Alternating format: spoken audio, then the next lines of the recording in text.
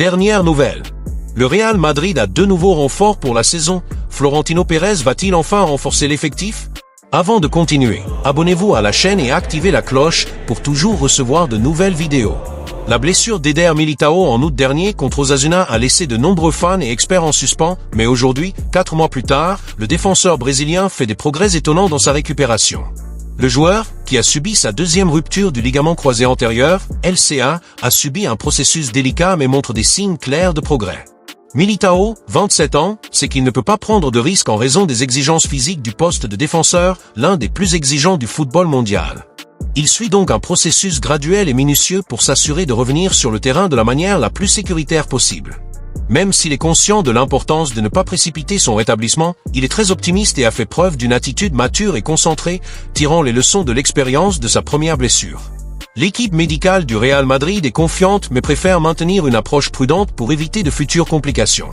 Le rétablissement d'Éder Militão est considéré comme très positif, surtout compte tenu du temps relativement court écoulé depuis l'opération. Lorsqu'il s'est blessé en août contre Osasuna, beaucoup s'inquiétaient de la gravité de la blessure et de l'impact qu'elle aurait sur sa saison et celle du Real Madrid. Cependant, le défenseur a montré des progrès considérables, ce qui a alimenté l'optimisme parmi les médecins et les spécialistes qui le suivent. Le fait que la blessure ait été considérée comme plus propre que la précédente, comme l'a révélé Relevo, a été un facteur crucial dans cette progression. Bien que les ruptures des ligaments croisés soient toujours compliquées, cette version de la blessure était moins complexe, ce qui a permis une récupération plus douce sans complications majeures. Militão, à son tour, s'est donné entièrement au processus, avec une approche beaucoup plus concentrée et calme par rapport à la première blessure, ce qui est le reflet de son expérience.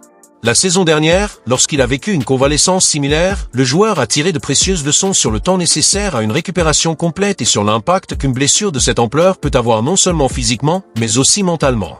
Cet apprentissage a été essentiel à son rétablissement actuel, car, contrairement à de nombreux joueurs qui pourraient essayer de revenir sur le terrain le plus rapidement possible, Militão a fait preuve de patience et de confiance dans le processus.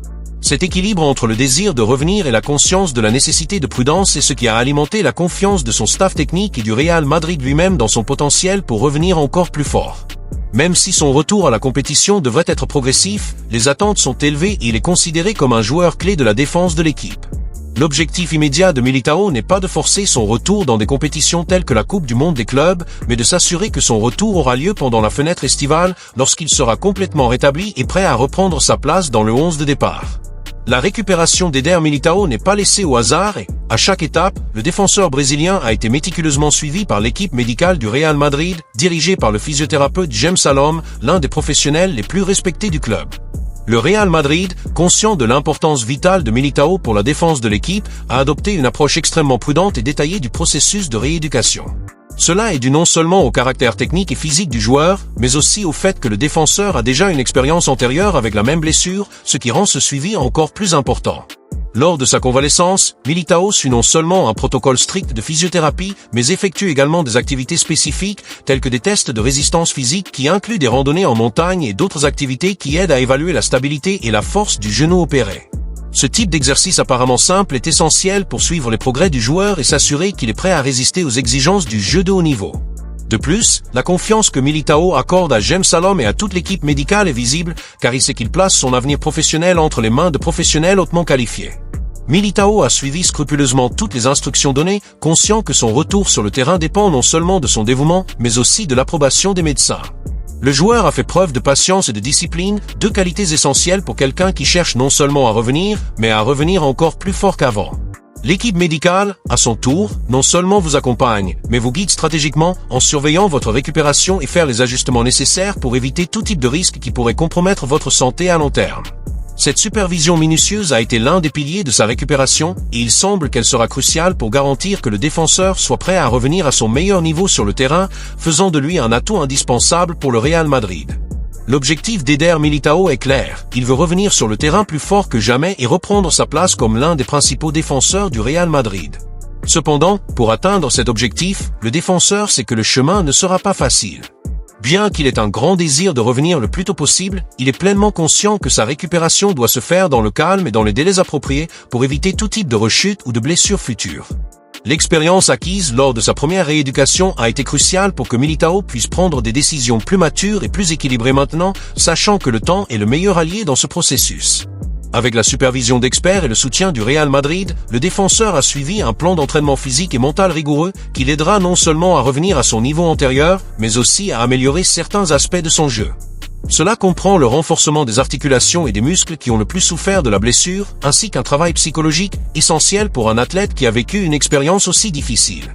Le retour de Militao, bien que progressif, est vu avec optimisme aussi bien par le joueur lui-même que par les médecins, qui pensent qu'il sera capable d'atteindre sa meilleure forme en temps voulu.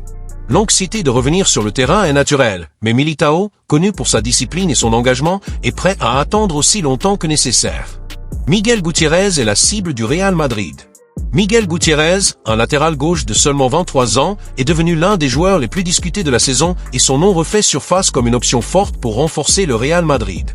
Depuis son départ à Gérone à la recherche de plus de temps de jeu, le jeune s'est distingué à chaque match, montrant un niveau technique et physique impressionnant.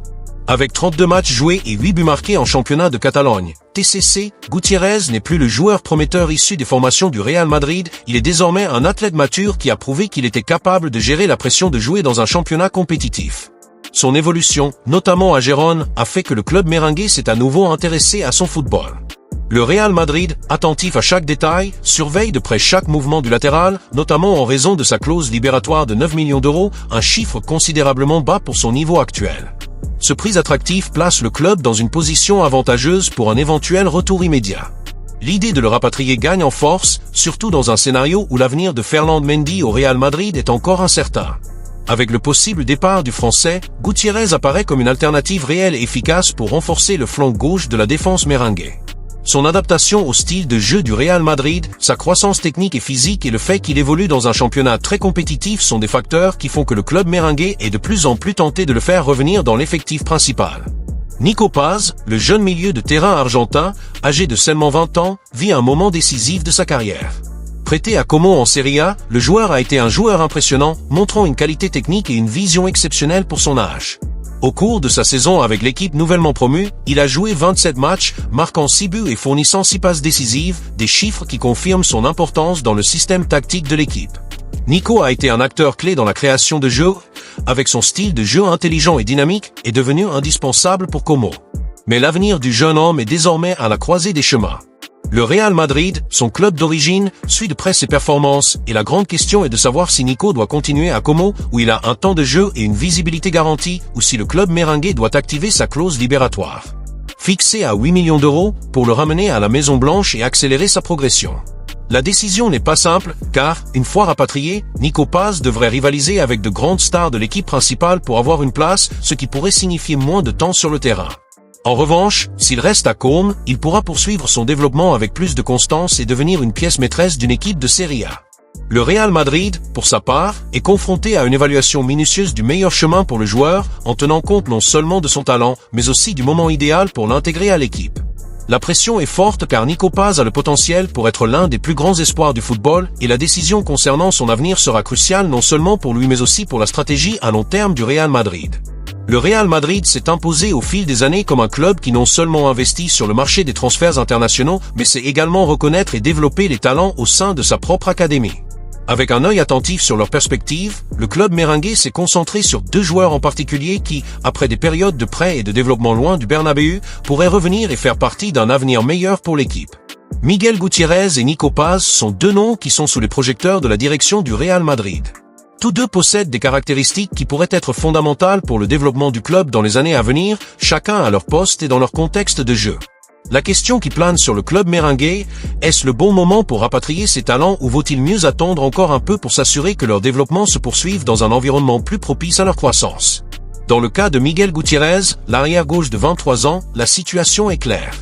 Après un bon passage à Gérone, où il s'est distingué aussi bien en défense qu'en attaque, le joueur a désormais prouvé qu'il était prêt à franchir une nouvelle étape dans sa carrière. Avec une clause libératoire de 9 millions d'euros, Gutiérrez se présente comme une opportunité de marché très attractive pour le Real Madrid. Pour un club qui compte déjà Ferland Mendy dans son effectif, mais qui voit l'avenir du Français comme incertain, le retour de Gutiérrez apparaît comme une alternative stratégique. Le jeune arrière latéral a le potentiel pour être un excellent ajout au flanc gauche, offrant une option plus jeune et plus fraîche à ce poste. La question qui reste est de savoir dans quelle mesure le Real Madrid est prêt à faire confiance à un joueur qui, bien qu'ayant excellé dans une équipe plus petite, n'a pas encore démontré sa constance dans un scénario de haut niveau comme celui du club merengue. Le pari sur Gutiérrez semble de plus en plus sûr, surtout avec la valeur abordable de sa clause, mais le risque qu'il ne soit pas le joueur idéal pour l'équipe de départ du Real Madrid existe également. En revanche, Nico Paz, l'un des plus grands talents du centre de formation du Real Madrid, se trouve dans une situation différente. Actuellement prêté à Comme en Serie A, le jeune milieu offensif a montré sa valeur dans un championnat de haut niveau, étant l'une des figures clés de l'équipe nouvellement promue. Sa saison exceptionnelle avec 6 buts et 6 passes décisives en 27 matchs est une véritable vitrine pour le Real Madrid qui, avec sa clause libératoire de 8 millions d'euros, voit une opportunité unique de faire revenir le joueur dans son effectif. Cependant, la situation de Paz est plus complexe. Le joueur a été un élément central du schéma de Comme et en restant en Italie, il continuera à gagner du temps de jeu et à développer sa maturité dans le football européen. Au Real Madrid, cependant, il serait confronté à un effectif rempli de stars, ce qui pourrait signifier moins de minutes sur le terrain, quelque chose de crucial pour son développement. Le dilemme pour le club merengue est de décider s'il faut faire revenir le joueur maintenant, peut-être encore en phase de développement, ou le laisser à Comme pendant une année supplémentaire pour poursuivre son processus de maturation dans un environnement plus compétitif. Le Real Madrid, comme toujours, doit tenir compte de la construction de son effectif pour les années à venir. La philosophie du club est d'intégrer les jeunes talents chaque fois que possible, mais aussi de le faire de manière stratégique, sans précipiter le processus de maturation.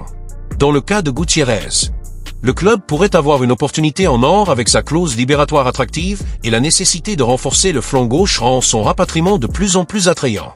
Cependant, le risque de ne pas obtenir la qualité attendue chez un joueur qui n'a pas encore l'expérience de jouer dans un club de haut niveau comme le Real Madrid est quelque chose que le club doit prendre en compte. Pour Nico Paz, la décision est encore plus délicate. Le joueur a un grand avenir devant lui, et la décision de le rapatrier ou de le laisser à Comme implique non seulement une analyse de ses performances actuelles, mais aussi une réflexion sur son développement à long terme. Le Real Madrid doit décider s'il est prêt à donner une chance à Paz dans leur première équipe ou s'il serait préférable de lui donner une autre année pour mûrir et jouer comme titulaire dans une équipe compétitive en Italie. Le temps de jeu est crucial pour le jeune joueur et la stratégie du Real Madrid doit en tenir compte car il ne sert à rien de faire revenir Paz s'il n'a pas de marge de progression. Dans un scénario idéal, le Real Madrid pourrait faire revenir les deux joueurs, donnant à Gutiérrez la chance de s'intégrer dans la défense et à Paz l'opportunité de se développer davantage avant d'assumer un rôle plus important au sein du club. Cependant, les contraintes financières et le fait que le club dispose déjà d'une équipe de stars nécessitent une réflexion approfondie sur la manière dont ces talents peuvent être intégrés à l'équipe sans nuire à la compétitivité du groupe. La direction du Real Madrid est sans aucun doute consciente de ces problèmes, et les décisions qu'elle prendra concernant Gutiérrez et Paz auront probablement un impact significatif sur l'avenir du club.